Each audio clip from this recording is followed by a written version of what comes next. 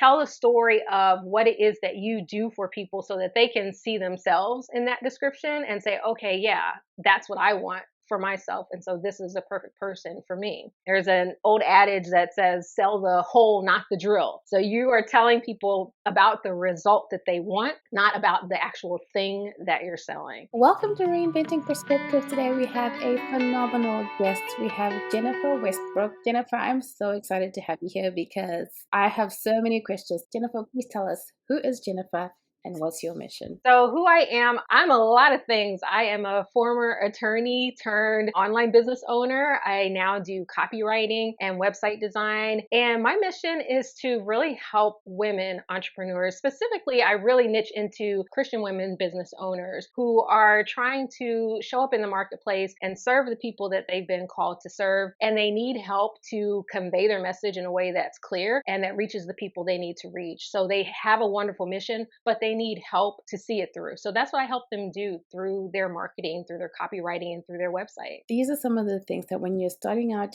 your head can just be all over the place and you don't know where to focus, what to do, what's important,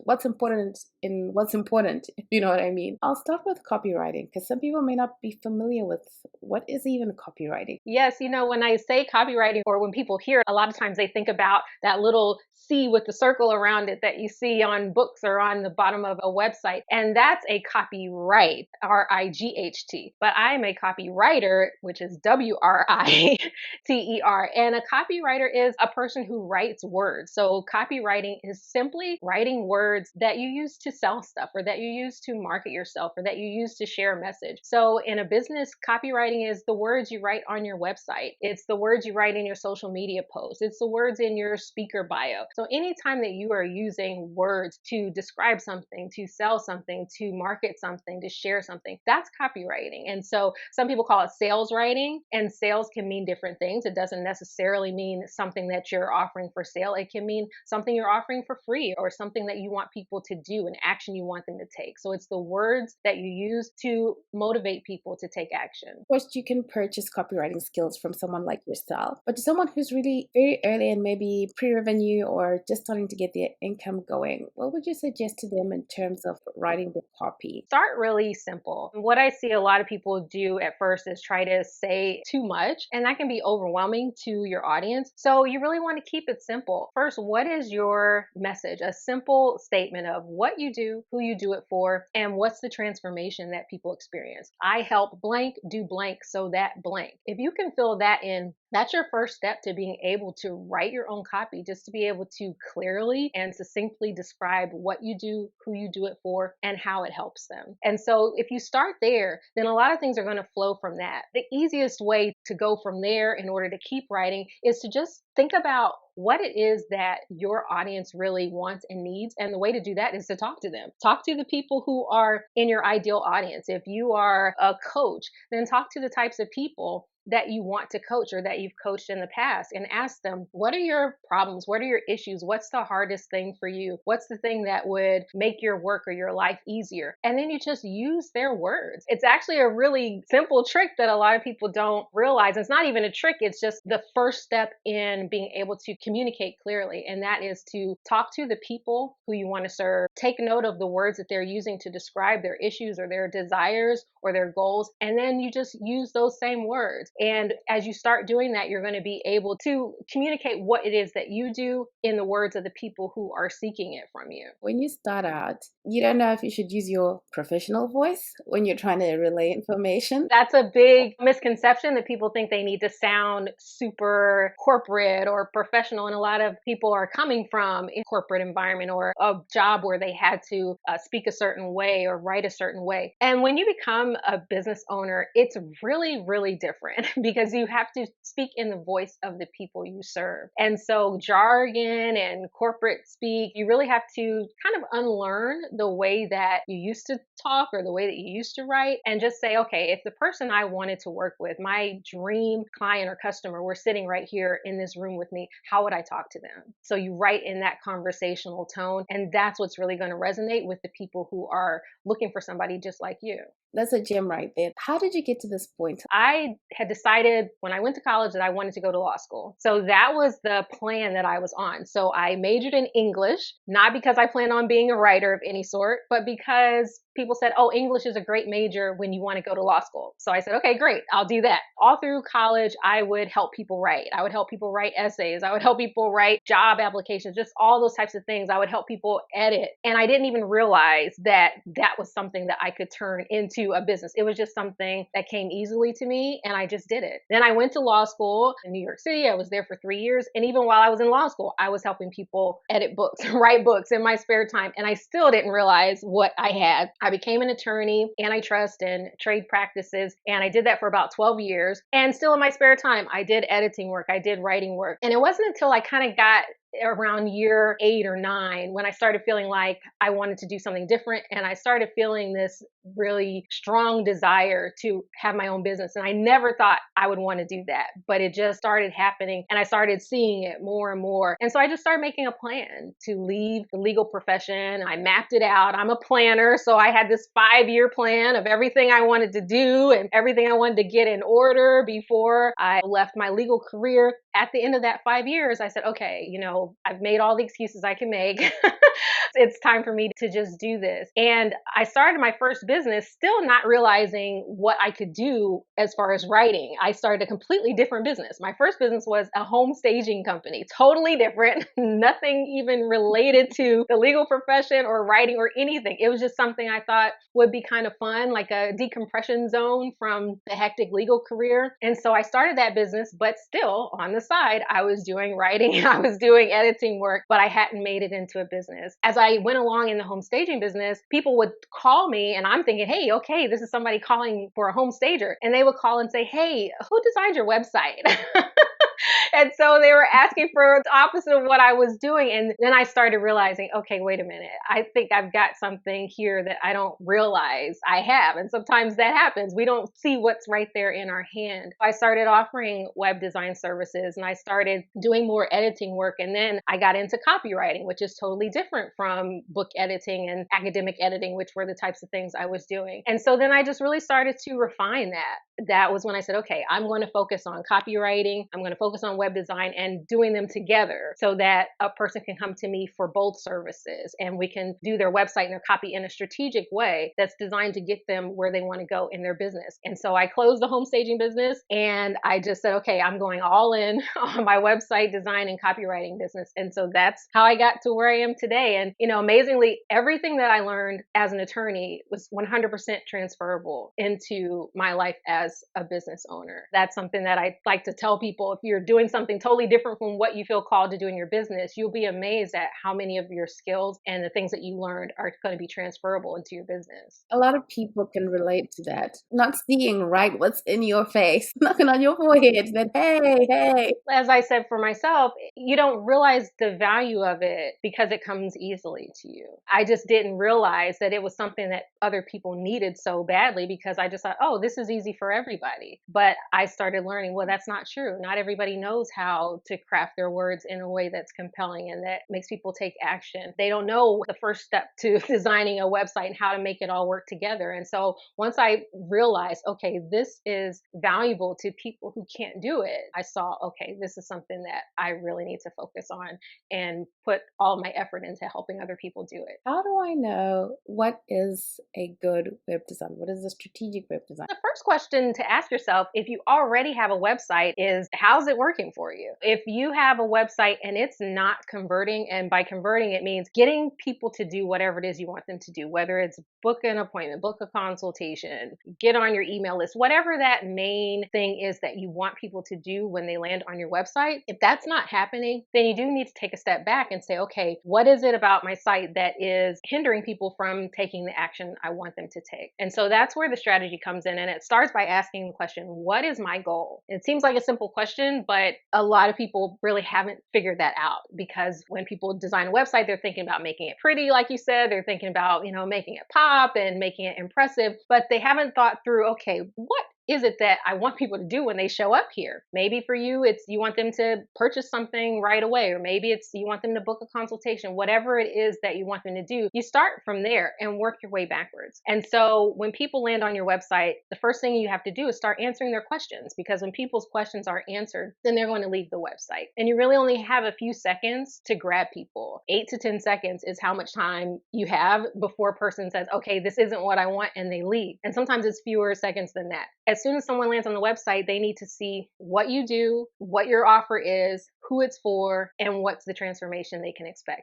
And those questions need to be answered right up front on the homepage. And once people see that, they get confirmation, okay, I'm in the right place. This is what I'm looking for. And then they'll keep reading. And then as they go down, now they need to see you break out what it is that you offer. What is your service or what is your product? That may take them to some other pages that go into more detail about your product or service. They also need to see a little introduction to you. A lot of small business owners, especially in the beginning, are afraid to show themselves, are afraid to put their face on their website, or afraid to let people meet them. And that's a mistake. We want to make sure that we're letting people see our faces. I find that especially with people of color, we're afraid that if people see us, they won't want to work with us because maybe they don't want to work with a person of color. Well, if they don't want to work with a person of color, then you don't want to work with them anyways, right? So you might as well go ahead and show people who you are and let people meet you and get to know you and connect with you. And then you also want to tell people some things about the results that other people have gotten. If you're new, then this may take some time. You may need to go ahead and work with a couple people before you can gather some testimonials. So that's something you want to make sure that you're doing. And then you also want to make sure you explain the process, how it works briefly. Like step 1, we get on a call. Step 2, we work on your,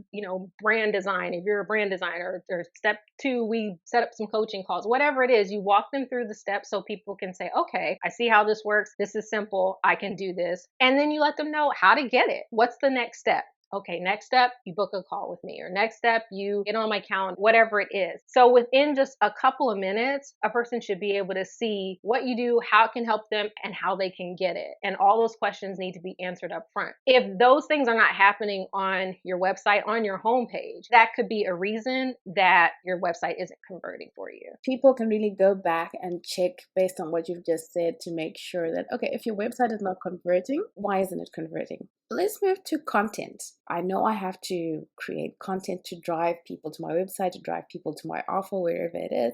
And I really don't know where to start. First, I'll define content, because sometimes we have references to content and references to copy, and they can be different. In the copywriting world, we refer to content as things like a blog or some type of marketing asset that you're going to use in order to tell people about your services or get people to your website, is usually what a blog is used for. I can address both so that if people have an idea of what you should be saying in both cases. So when it comes to content, I'll just talk about things like blog posts or social media posts. That's a place where you want to be strategic as well. So unless your business is blogging and that's the only thing that you do. So if you're doing something else and you want to use content like a blog or like social media in order to generate business, then the way you want to do that is to design your posts around what it is you want people to do. So if you ultimately, let's say you're a wedding planner and you want people to book you as a wedding planner. Well, if you're going to write blog posts, you want to write posts that are going to help people to take the next step to work with you. So maybe your post is about the things people can do before they work with you. Here's how to find the perfect dress. You're a wedding planner. You don't necessarily help people find dresses, but that's part of their process. And that's something that they need to do. So maybe you write a blog post about best tips for finding the perfect dress, or things that will help people along in the process other than working with you. And that helps establish you as an expert, as somebody who understands what you do and what people need. And that also helps people trust you and say, okay, well, she helped me with this, so she can probably help with more. So that's one thing that you can do with your content as far as blog posts, social media posts. You want to always have a goal in mind, and that goal should be to drive people to the next step, which is to work with you. But you always want to be giving people value. Give them information that they can use, a quick win, something they can apply right away and say, okay, that was great. That helped me. That got me a result. That's things like content in blogs and social media posts. As far as copy on your website, we talked about what your homepage should talk about. And so I'll touch on a couple other areas of your website and what you should be saying and what you shouldn't be saying. One of the most important pages besides your homepage on your website is your about page. A lot of people think that your about page is all about you, the business owner, but it's really about your customer or your client. So you are going to be talking about yourself in order to help people understand who you are and what your mission is, but it should always be focused on the customer, still answering their questions, telling them how what you do is going to help them. So even though you're writing an about page about yourself, you should still be using the word you and talking about the customer and telling them the answers to questions that people always ask when they want to work with somebody like you. So that's something important for the about page. Don't just make it a list of your qualifications or your credentials, but tell a story of what it is that you do for people so that they can see themselves in that description and say, okay, yeah, that's what I want for myself. And so this is the perfect person for me. And then you always want to have a call to action on your about page. You want to say, okay, here's the next step, book an appointment or do whatever it is that you want them to do, get on my email list. Then when we go to your services page, it's really important that the services pages tell people really clearly what it is you offer, how it works, and what's the next step. I've seen many services pages where it's kind of like a brief description, but it doesn't tell me, well, what is this program about? Or what happens when I get in this program? Or what are the results? What can I expect? And then what do I do next? And so you always want to make sure that you're describing that for people and giving them not just a listing of features like, well, this has 8 modules and we've got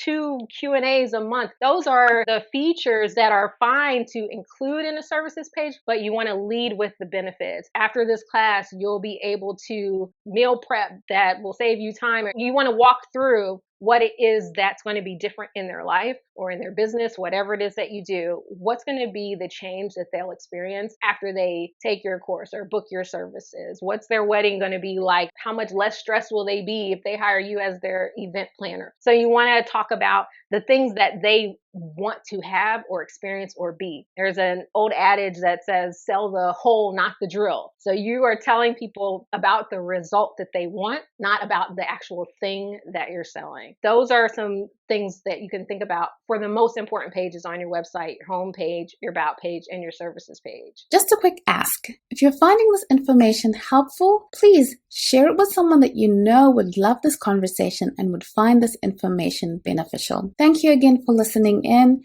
And let's jump back into our conversation. Give me your opinion on this. You want to buy something and you've gone to the website and you can never find the price of the thing and you're searching everywhere and you're trying to click this and you're trying to click that and it's almost like the price is hidden from you. Is that something that's good? I mean, is that a standard or? You know, that is a tricky question, Priscilla, because there are people on both sides of that debate to show prices or not to show prices. I'll just kind of tell you some points on both sides and then I'll tell you where I stand. People who are in favor of showing prices feel like it's good to be transparent with people, to let people know this is what my services or my products entail, and then let people decide if it's right for them. And that can also be a way to sort of pre-screen or qualify people by saying, hey, you know, this is the price. And then if someone feels like that's not within their budget or that's not what they were expecting, then they can move on if they choose to. And so a way that you know, if somebody says, yes, I'm interested in this, they already know what's going to be involved as far as pricing. But then you have other people who feel like, well, if I show my pricing, it may scare people off and I would rather talk to them first. Let's say you're a life coach and you have a,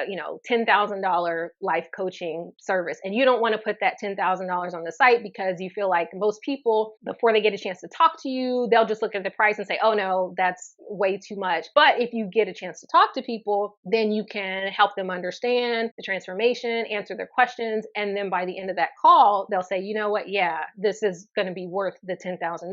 So some people feel like that's a better approach because it gives you the opportunity to connect with the person before they rule you out on price. Then you have, I guess, really a third category of people who say, well, I don't want to show my pricing because I'm offering a premium service and I only want premium clients, and premium clients know that price is not that important to them. They just want the result. And so I want people like that who don't care what it costs, who are just willing to say, yeah, let me get on the phone with you and I'll pay whatever it is. Here's where I stand on it. I'm more in favor of sharing at least some pricing information, because I feel like there are people who will look at pricing and say, oh, I can't afford it. But then there are some people who, if you convey what you are offering, clearly, and you show the transformation, a person's going to say, well, I'm not sure if I can afford this, but I'm so interested in this, and I feel like this is so right for me that I'm willing to talk with this person about it. And so I feel like you should, at a minimum, put starting at prices. Even if you don't want to put every price exactly, you can at least say my packages start at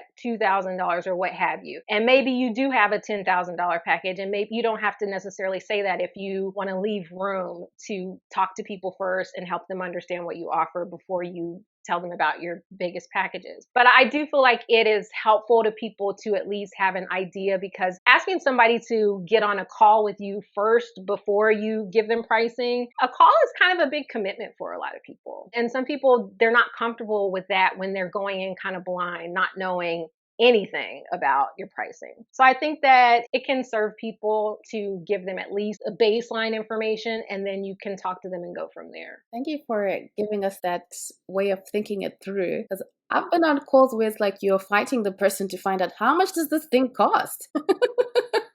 And they just keep talking and talking. They keep ignoring the fact that you just asked them how much it costs. That's not the best tactic, especially for us, for people of faith. We have to be really careful about not doing things that are manipulative. If somebody asks you a question, you should answer the question. And we trust that God is going to provide for us whatever it is that we need for our businesses, for our lives. So we don't have to subject ourselves to these types of tactics that are unsavory, that make people feel uncomfortable, or that make people feel like they're being deceived. We shouldn't be doing that. We should really be focused on serving and providing what it is that people need, what's going to help people, what's going to improve people's lives. And we can be transparent and we can be honest and still promote our business and still share what we offer, and trust that the people who it's right for will come to us. Moving from corporate to starting your own business, what has been the biggest lesson that you have learned? I should not expect for the whole path to be clear. I said earlier that I'm a big planner and I want everything mapped out. I want to know from A to Z what's going to happen, what's next. The biggest thing I've learned is that we really can't have that expectation in business or in life, really. Becoming an entrepreneur has really challenged me to trust God more, because sometimes I find myself really relying on myself too much and thinking, okay, I've got to figure all this out. I need to know all the steps before I make my next move. But what I've learned is that sometimes you have to just drive in the fog. You're in your car and it's foggy outside. You don't just stop your car and wait for the fog to pass because you want to be able to see everything that's down the road. You got to keep driving and just see that little bit that's in front of you and drive a little bit more and drive a little bit more. And then eventually either the fog will lift or you'll drive through it. And I've learned that that's really how entrepreneurship is, and really that's how life is, that sometimes there's a fog. We may not see everything clearly, we may not know all the steps we are going to need to take, but God will always give you a next step. And if you're not sure what he's saying, you can take what next step you think is right and just allow God to correct you if you're wrong. And so that's what I've learned. I would say that's my biggest lesson. I'm still learning that. I still struggle with that sometimes, but it's so much easier now than it was, a few years ago. Jennifer, because you work with female entrepreneurs of faith, what sort of common struggles do you see among them? A big struggle that I see among women of faith is worrying that they're being too salesy or being too pushy, or having a big old case of imposter syndrome, like, oh, I can't sell, I can't promote because that's not godly, or I just need to just sit here and wait and let people organically find me. And they really think that promoting their business is somehow ungodly, or that it's, inappropriate, and that it means that they're not trusting God. And that's really not true. We are supposed to share our good works. And there's a way to do it that is loving and that is kind and that is helpful. And we're not supposed to sit on our talents. We're not supposed to bury them. We're supposed to figure out how to multiply them, how to make them grow, how to make them serve someone. So helping women entrepreneurs of faith understand that is big. It's kind of a thing that I see hold a lot of women back from reaching their audience and from, making the kind of money that they need to make to support themselves and their families, because they think, oh, if I say too much about my business, it's going to make me look bad to other people, or, somebody's going to judge me. Another thing I see with women of faith is sometimes struggling with finances because they maybe have never had to handle their finances before, or have not always been good stewards of their finances. And so in their business, they have that struggle as well. And so that's something that is another opportunity to really seek God for direction on how to manage finances in your business, but also in your life. Because once you become a business owner, one thing impacts the other. So if things aren't right in your personal finances, it's going to bleed over into your business finances and vice versa. So I do see that quite a bit, and that creates sort of a struggle with women who are trying to figure out how to price their services. They're just afraid of money, period, and don't know how to handle it, how to manage it, how to price their services right so that they're profitable. So that's another big issue that I see. A lot of times when you're new, you underestimate how much activity you need to do in order to draw people to what you're offering. I think sometimes it's easy to think, oh, if you just build it, they'll come. And it doesn't work that way. There are people who are just going to find you some kind of way, but that's a small percentage of the people. It's going to take us sharing what we do. And there are lots of ways to share. And that's another area where some women get hung up. They think, oh, I don't want to be pointing on TikTok. I don't want to do that. That's not my thing. And you don't have to do the things that you really don't like to do. You have to just figure out what are the things that feel right to me, that feel natural to me, that help my business, that I can do, that don't feel, painful, like, social media, if that's not what you want to do. So maybe your thing is relationship marketing. Maybe your thing is being a guest on podcasts. Maybe your thing is interviewing people for your blog and marketing your blogs. It's a matter of finding the things that,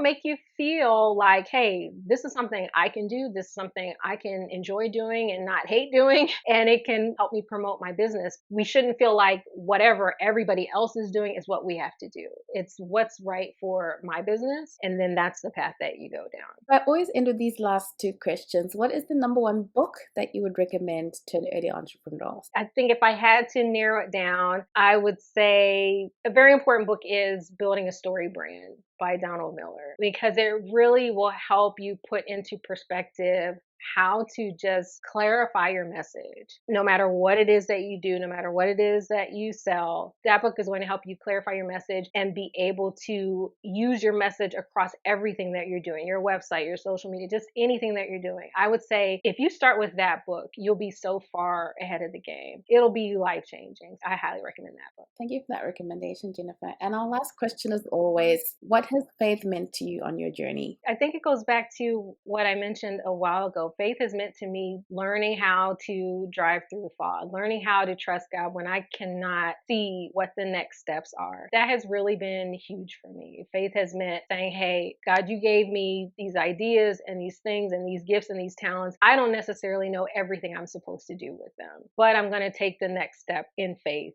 and trust that you'll be there to show me what the next step is after that. Awesome. Now, to our audience, to learn more about Jennifer, please go to bit.ly/Jennifer Westbrook. Jennifer, what are they going to find there and where are you most active? What they'll find there are some of my freebies. I create things that can help people get started. So I've got a freebie about how to write a homepage that can get you hired. I've got a freebie on how to build a website in 7 days. So I've got a multitude of freebies there that I would love for everyone to grab. Where I'm most active, gosh, I'm not very active on social media. But I do have a Facebook page at JenWestWriting on Facebook. I post there sometimes and you can find me there. Thank you for sharing so much with the audience. Well, thank you so much for having me, Priscilla. I hope you got a lot of information, a lot of actionable things out of these episodes. Please, two huge favors from you. Please let us know what kind of things you'd like to hear. And if you really love the episode, please support us by going and leaving a review in your podcast listening app. Thank you for choosing to spend your time with the Reinventing Perspectives podcast. We value you. See you again next week.